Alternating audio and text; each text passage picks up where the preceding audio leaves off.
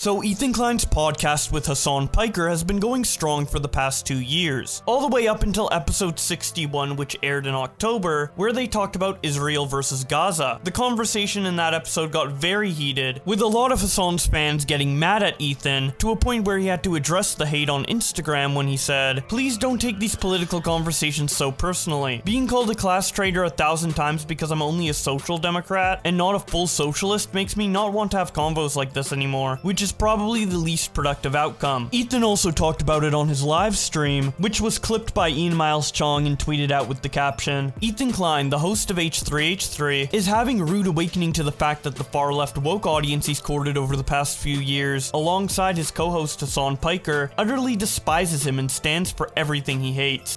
Hasan's Discord, and what I saw in that Discord was universal, near universal praise for Hamas, near universal saying people deserved it, people near universally calling me a Zionist pig, fucking mass murdering genocidal freak. And if you want to know the truth, that shit fucked me up seeing that Discord, because it made me realize that a lot of these people are watching this show, and it frankly disturbed me.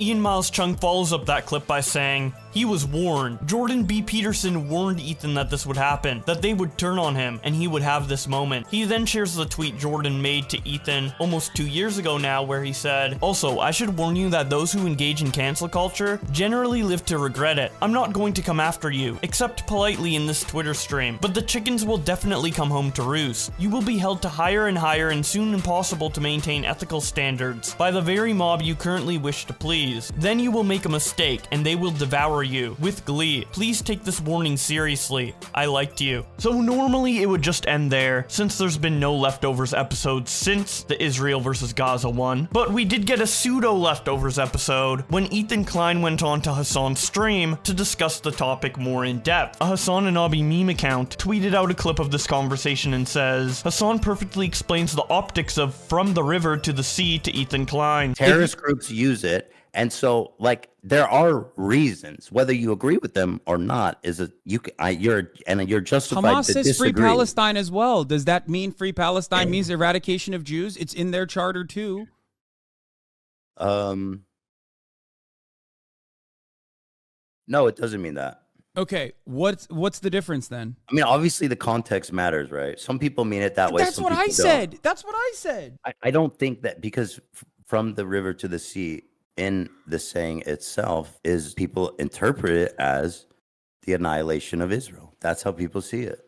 Okay, when you want to understand what Black Lives Matter means, do you go to white people to ask them, or do you go to black people and ask them what it means? Who do you listen to?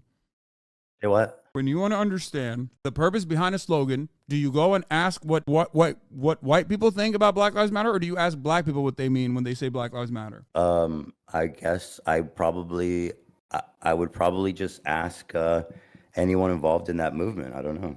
Okay, that's great. Are there black people in the Black Lives Matter movement that like legitimately hate white people and like maybe want to even kill them? I'm sure there are. There's one. You can find one of everything, okay? Like, does that change the broader movement and the morality behind Black Lives Matter? Or does that change what people mean when they say Black Lives Matter? Black Lives Matter doesn't... Again, it's what's in the phrase, dude. Saying the thing is, like, saying Black Lives Matter doesn't insinuate that other lives don't matter. It's in the fucking phrase, bro. I don't know what to tell you. From the river to the sea, Palestine will be free. Also doesn't feature from the river to the sea. We should destroy Israel and kill all the Jews. You're the one who's saying that is the secondary implication behind it. Sandra Sim reacted to the clip by saying, "I know thousands of people are dead and dying in Gaza, but have you considered how this one guy with a podcast feels?" Greg Bringle says, "Ethan needs to step away from these kinds of conversations. One of his biggest issues is he doesn't listen, and then pushes forward like he knows all when he didn't even hear the correct sentence he's responding to." Chloe tweets out this clip with the caption, "Bro just found out terrorism exists outside of Israel." Have you lived through daily suicide bombs in cafes and bus stops? Or as a matter of fact, I have. I grew up in Turkey, but that's a different point. Okay. Yes, I have experienced that 100%. Okay, in Israel. So no, like, not in Israel, but in Turkey I have. I know. I'm talking about Israel. So, okay, fair enough. You've experienced that in Turkey. Do you think that you can understand without being there and without living there, like that you can convince them otherwise? I don't understand I don't understand where that confidence comes from. Psychedelic Socialist quote tweets Chloe's clip and says, Ethan, have you lived through daily suicide bombings of cafes and bus stops? Hasan, as a matter of fact, I have. I grew up in Turkey. Jolene says, Ethan just asked if Hasan asked, have you lived through daily suicide bombings? Bro, what the fuck? Hasan said, yes, I have, because I lived in Turkey. Like, Ethan, what the fuck is the matter with you? Lofty Pixels shows this clip and says, Ethan breaks down on stream after withstanding an unending barrage of 30,000 cultists in Hasan's chat spamming Hamas are resistance fighters and From the River to the Sea and Zionist Pig perpetually for 3 straight hours. This was hard to watch, to be honest. Man, and you know I'm not a fucking radical Jew. I'm not even a religious Jew. No, I have no stake in the game. And this is coming from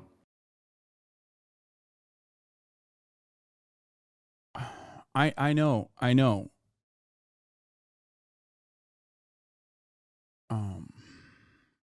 Lofty Pixels continues by saying, Hasan in his chant went anti-Semitic goblin mode, and Hasan refused to acknowledge any of it. Zero empathy. Ethan is clearly trying to build bridges. Hasan is either an automatic drone programmed by AI to simulate the world's most bad faith cult leader, or he's just a sociopath. Warlow shares this clip from their discussion and says, Ethan has caused psychic damage to Hasan. Instead of listen. Especially, to me, it's like, you can make the same argument about the Confederate flag, where Southerners will be like, listen, it's just about our heritage. You know what I mean? That has nothing to do with racism. And maybe, and some people do believe that, right? But at the end of the day, if a black person is like, that Confederate flag is offensive to me, you're not going to argue with them and say, no, it's just heritage. Like, not everybody who uses it is racist. So then, you know what I'm saying? Like, it just doesn't seem fair. I know, but okay. All right, where do I begin here? So Mohammed B responds by saying, Hasan has so much patience, Lord, I could never. Sarah Torvik says, this friendship is on thin ice. GGG World shows a clip of Ethan on one of his members only streams and captions it by saying, chat, please go listen to Hasan, Ethan Klein. Fuck that! Go listen to Hasan. Actually, you know what? Go listen to Hasan. People say, I need to go listen to Hasan. This is bullshit. Please, go listen to Hasan. Who fucking, by the way, yells at people in chat, calls them Zionist genocidal monsters for suggesting that the hospital wasn't bombed, okay, by the IDF, which is the same fucking thing that Hasan's fans come and tell me. So fuck that. Dan shares this clip from Leftovers and says, this is the biggest political streamer in the world, implying that it's legal under international law to kill Israeli babies. Palestinians, and this is going to sound very radical and possibly very violent, but this is a matter of law, and maybe even if you agree with this, a matter of morality. Palestinians have the legal ground to violently seize back their own homes from the settlers. This is a reality.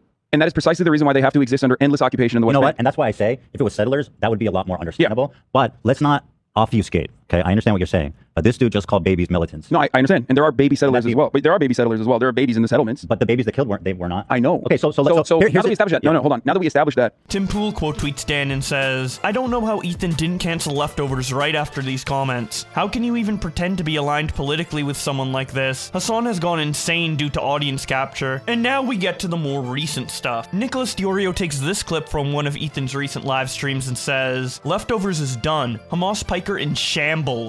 People are saying rip Leftovers. Yeah, probably. Just to be honest. We could just call it Leftovers. Oh, that's so good. Wouldn't that be fucked up if I was like, Leftovers is coming back? That is fucked up. Don't do that. Well, you know, we've never done that before. Right. We've never. Dree says, Leftovers is canceled? We won! Joy Division responds by saying, damn, I really enjoyed Leftovers. Hasan being on there woke up a lot of baby leftists and is introducing them to a whole new political world. Now, Ethan Klein didn't respond to all of this on Twitter because he has retired from Twitter. He deleted all of his tweets. He doesn't tweet there anymore. But he did address the ending of Leftovers on his potato cooking competition podcast. So here's a clip from that stream of him talking about it. So here's the clip that's got everybody buzzing. Here it is. People are saying rip Leftovers. Yeah, probably. Just to be honest. We could just call it Leftovers. Oh, that's so good. Wouldn't that be f***ed up if I was like, Leftovers is coming back? That is right. Don't do it. We were talking about the idea of making a cooking show. It is probably over. Just to, I guess, put it out there. People want to know. And again, I said this on the members, but I want to emphasize that me and Hasan are still friends, and this has nothing to do with Hasan, anything he's done, okay? It's just that I'm deciding for myself to not do that show anymore. I mean, you know what I mean?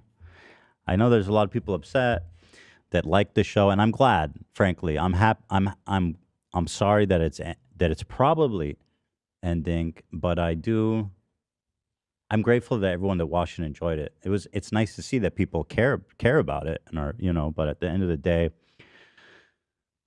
I feel that I need to look after myself at a certain point and spend my time doing something that, not spend my time doing something that is going to, be a net negative for me.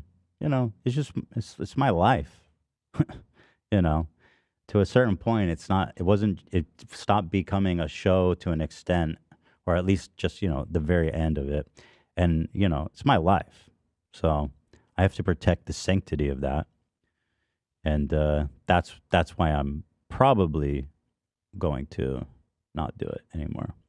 Yeah, it sucks that we're going to miss the 2024 election. Maybe we'll come back for it. I don't know. I don't want to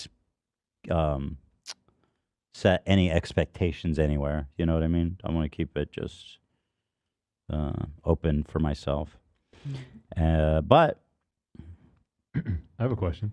Go ahead. Is collabing with Hasan in the future off the table? Because I really want to hang out with Kaya again sometime. Oh my god, me too. No, of course it's not off the table. And that's a good question. Thank you. No, it's not off the table at all. You know what I mean? It's still the same as it was. It's just... Gotcha, the shows is on... I have a question. How do they say it in Hollywood? They say it's on a indefinite hiatus. Yeah. That's correct. What, AB? Do we have to take down his portrait in the hallway? Do you want to? No, I'm kidding. I love Hasan. Yeah, I was going to say, you can leave it up, but if it's... I'm totally kidding. If you want to remove it, AB, if it makes you uncomfortable or something, let's get rid of it. But I like it. So, of course, with this announcement of the podcast ending, except for maybe coming back for the 2024 election, the fans of the show were obviously upset. Nicholas Diorio tweeted out a Reddit post from some upset H3 fans with the caption, "Ethan should do a community sweep and purge all these people." The first post shows someone missing leftovers, and the caption, "To blame Hasan's community is a little ridiculous." And a comment to that post that says, "I get there were some unhinged comments coming from this community, but there was also legit criticisms coming from this community as well. And you know what happened to them? They got banned from this subreddit, or banned from chat. Look what happened with the Whitney episode. I mean, we can't even criticize Ethan without being accused of brigading for another streamer. I love Hasan and Ethan, but I don't always agree with every stance they have, so I'm disappointed on how all of this was handled. I'm truly gonna miss Leftovers." And that's about it for the conversation around Leftovers ending. What do you guys think? Do you think the ending of the podcast was primarily due to Hasan's crazy fans? Do you think Ethan's just tired of talking about politics in general? Whatever your thoughts are, I would love to hear them in the comment section below. If you want to see another video covering Hasan Piker, I recently made a video going over the Twitter reactions to his recent debate with Willie Mack show, so I recommend you check out that video next if you haven't already. And of course, subscribe with notifications on so you don't miss any future videos. With all that being said, thank you guys so much for watching, and I'll see you in another video.